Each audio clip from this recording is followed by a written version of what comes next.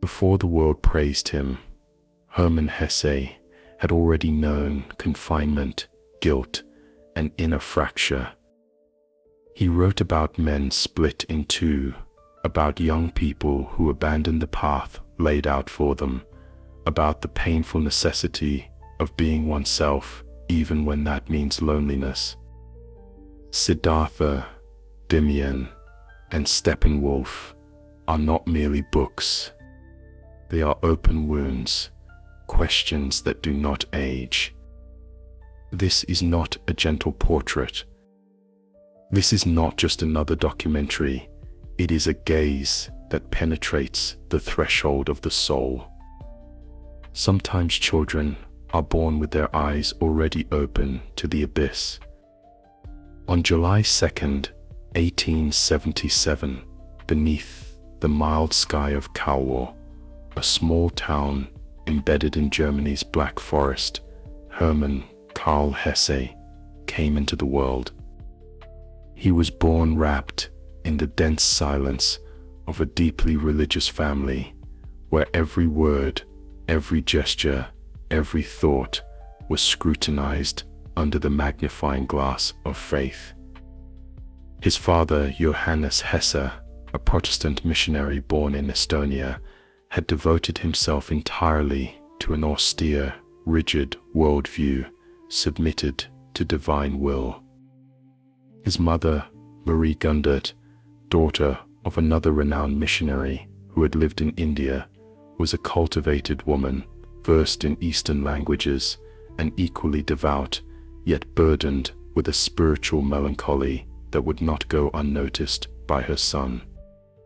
From his earliest childhood, Hermann breathed an air heavy with expectations. His home was not a place of games and laughter, but of prayer, study, and meditation. He was expected to follow in his parents' footsteps, to serve God, to preach, to be a model of obedience. But even as a child, Hesse felt different. He observed the world with a sensitivity that bordered on the unbearable. The shadows of the trees, the murmur of the Nagold River, the veiled sadness in his mother's eyes, these spoke to him more intensely than any biblical passage. And that conflict, that deep fissure between duty and desire, between doctrine and imagination, was planted in his heart from the very beginning. By the age of 3, he was already reciting verses from memory. From a very young age, he was introduced, almost without choice, to the great religious and literary texts of the German tradition, in an environment where reading was not play, but obligation.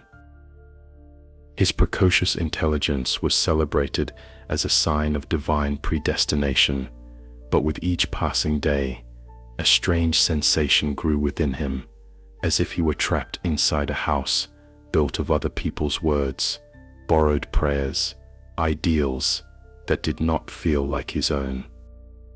It was a prison made of faith, and worst of all, a blessed prison. Years later, in a letter, Hesse would write, "My childhood was long and painful, a constant war between what I was told I should be and what my soul screamed from within." This battle was not abstract. It manifested in nervous breakdowns, night terrors, and a constant feeling of alienation. Adults looked at him with a mixture of admiration and unease. They knew he was brilliant, but they also sensed and feared that he was not like the others. At 7 years old, he suffered his first major emotional crisis. He was institutionalized for weeks in a children's sanatorium for what his parents described as behavioral problems and deep melancholy. But in truth, young Hermann was suffocating.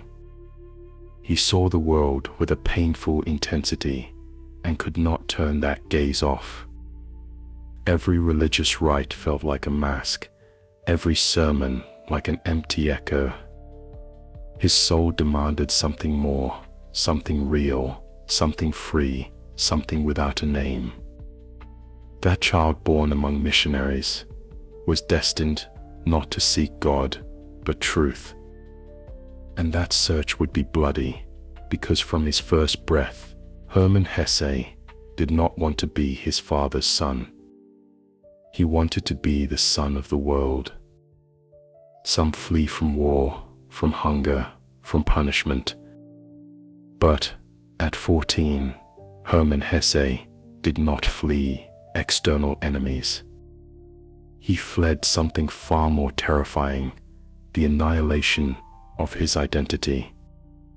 It was 1891, and the Hesse family, after years of constant struggle to redirect their son toward the path of virtue, believed they had found the definitive solution in the evangelical seminary of Maulbronn. Maulbronn was not simply a school. It was a bastion of Protestant orthodoxy, a medieval monastery turned into a center of indoctrination for young men destined to become pastors, missionaries, soldiers of the Spirit. For Johannes and Marie, there was no more suitable place. For Hermann, there was no crueler prison. His literature does not anesthetize, it awakens. And long after his death, his presence multiplies. Those who read him feel they are not alone, that someone a century ago felt the same fracture, that someone in silence learned to keep walking when everything seemed to end. Hermann Hesse was not a prophet, nor a martyr, nor a saint. He was a man who learned to live with his wounds open. And for many, that is more sacred than any dogma. He did not write for success. He wrote for the shipwrecked. And that fire is still alive.